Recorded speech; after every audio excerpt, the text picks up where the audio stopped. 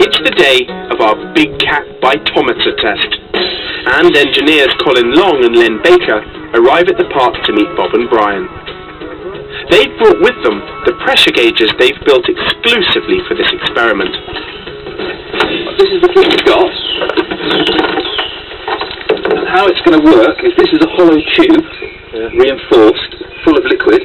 When they bite on it, it'll generate a hydraulic pressure. It'll come through this tube and be displayed on the bitometer gauge here. The black one will give us the pressure, and the red one will stay at the maximum reading. So we don't have to watch the gauge every second. Right. Now we don't know how strong their bite's going to be, so we've made two. This is the nylon reinforced one, this is the steel one. Now they could bite straight through the nylon, but the steel's very, very strong, and they might not get a reading on it. You can actually see that one move. That is a lot tougher, isn't it? Which way do you think we should go? What if we go with that one, with the lions, and if they do break it, then obviously we can have a changeover in a safe area, and use that one, and if they don't get a reading, then let's go back to the drawing board. For the experiment, the bitometer will be attached to the back of a feed wagon, because the cats associate it with meal times and always follow it. Bob and Brian are therefore hoping they'll get close enough to grab hold of it, out of curiosity if nothing else. So this is what we thought we'd put it on. The mouth like that. You think they'll go for that? I think they will. Time for the gauge team to go to work.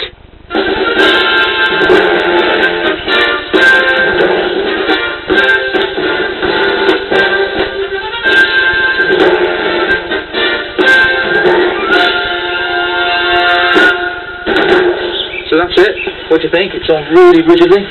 Well, I think I just have to give it a go, won't we? It's lion or tiger proof. Yes. I think that's going to stay there, definitely. Whether the tube survives or not, we don't know. With the bitometer firmly fixed in place, it's time to head into the park. First up are the young lions of Nookie's Pride.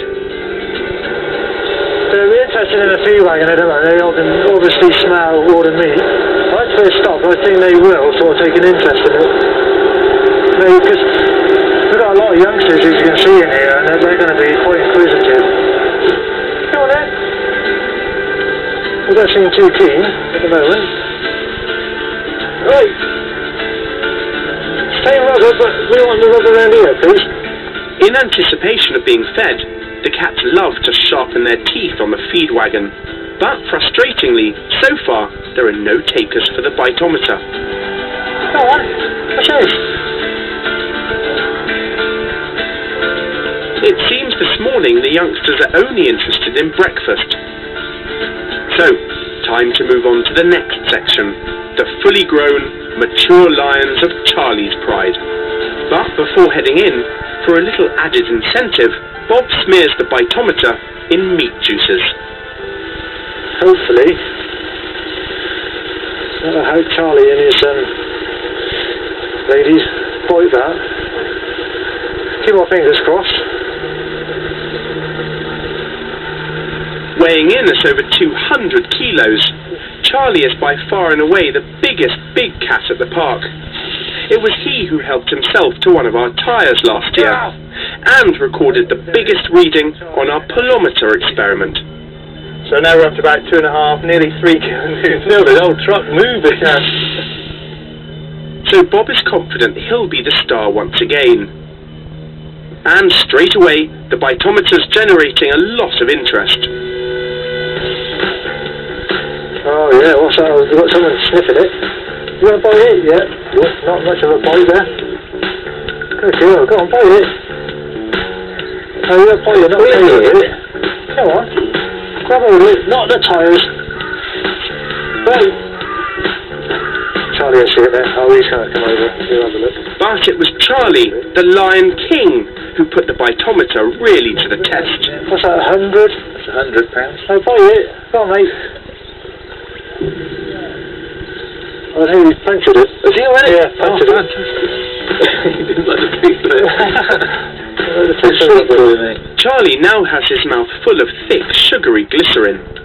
Totally harmless, but seemingly not to his liking. So for over 100. That's pounds every square inch. He's got such a big jaw. Yeah.